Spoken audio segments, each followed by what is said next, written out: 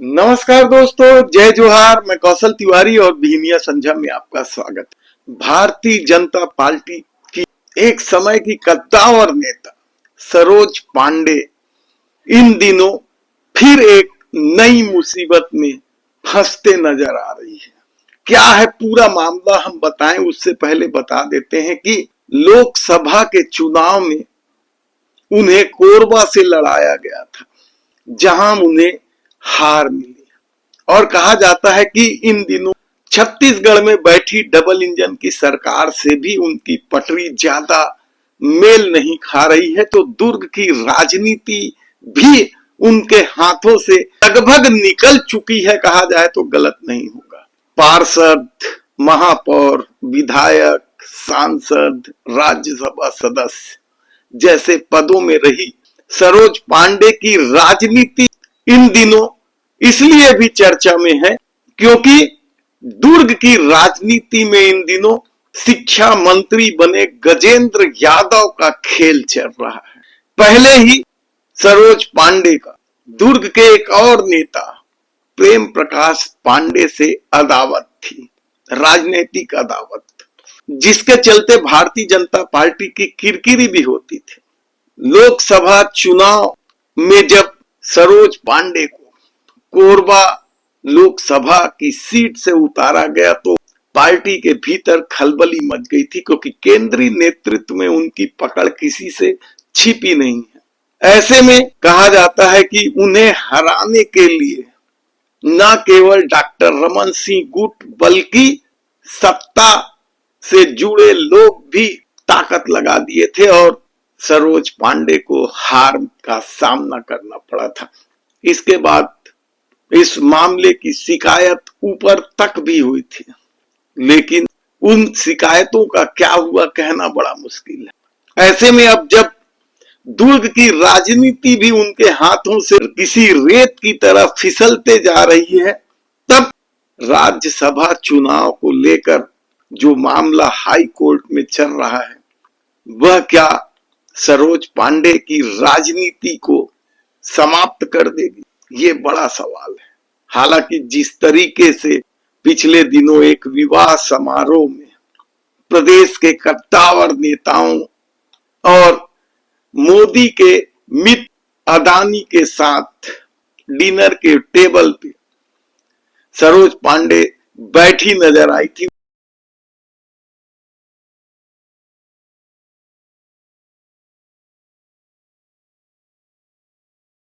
उसके बाद एक बार लगने लगा था कि इस बार जो राज्यसभा का चुनाव होना है, जो 2 पद खाली होने हैं, उसमें क्या एक पद सरोज पांडे को मिल सकता है, कहना बड़ा कठिन है। क्योंकि सरोज पांडे की पकड़ दिल्ली में तो है, लेकिन राज्य के जो कद्दावर नेता हैं, चाहे सत्ता से जुड़े हों चाहे संगठन से जुड़े हों, सरोज पांडे से उनकी पटरी नहीं बैठती है। और शायद यही वजह है कि सरोज पांडे के नाम को लेकर भले ही राज्यसभा में जाने की चर्चा है, लेकिन कहा जाता है कि राह आसान नहीं। 2 सीटें राज्यसभा की खाली हो रही है छत्तीसगढ़ में। उन 2 सीटों में से एक सीट भारतीय जनता पार्टी और एक सीट कांग्रेस को मिलनी तय है।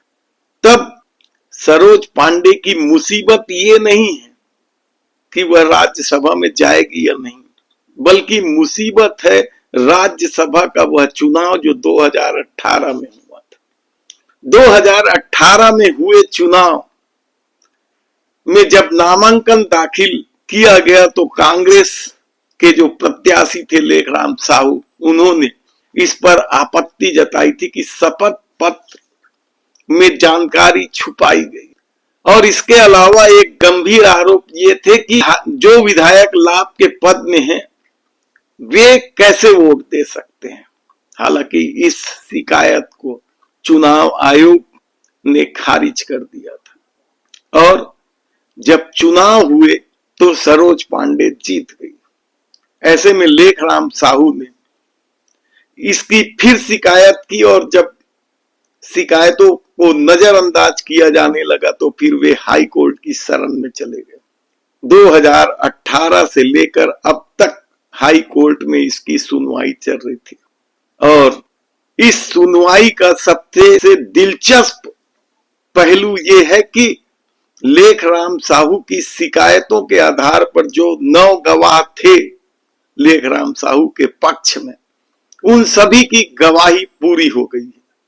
सरोज पांडे के जीत को लेकर जो सबसे बड़ी शिकायत है वो ये है कि लगभग 18 विधायक लाभ के पद पर थे, इसलिए इन्हें वोट देने का अधिकार नहीं था, जिसमें कुछ संसदीय सचिव थे तो कुछ विधायक निगम मंडलों में अध्यक्ष थे। और इसकी सुनवाई लगातार हाई कोर्ट में चलती रही और अब लेखराम साहू के तरफ से जिन 9 गवाहों को गवाही देना था उनकी गवाही पूरी हो गई और अब हाई कोर्ट ने सरोज पांडे को 2 सप्ताह के भीतर शपथ पत्र देने को कहा है और उसके बाद सरोज पांडे की तरफ से गवाहियां होंगी।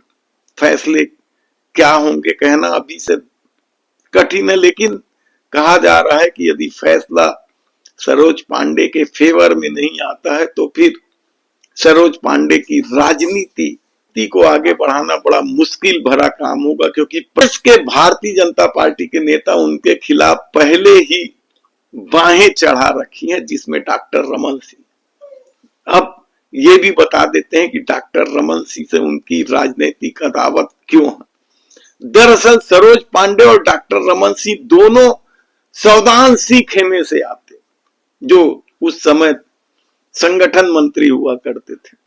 और सरोज पांडे को लेकर या सरोज पांडे की महत्वाकांक्षा मुख्यमंत्री बनने तक की थी। एक बार तो उनके नाम की चर्चा तक मीडिया में होने लगी थी और तभी से दोनों के बीच राजनीतिक उठापटक या विद्वेष की खबरें भी आने लगी।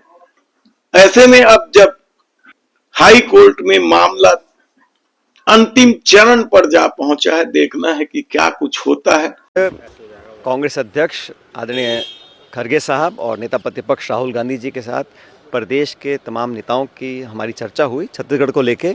उसमें पीसीसी, सीएलपी, भूपेश बघेल साहब, टी सिंहदेव साहब, साहू जी, हम सब मौजूद थे और अब तक संगठन की जो गतिविधियाँ रही हैं उस पर चर्चा हुई। और आजकल छत्तीसगढ़ में जो राजनीतिक मुद्दे हैं उस पर दिशा निर्देश यहाँ दिल्ली से खरगे साहब और राहुल जी ने दिया है।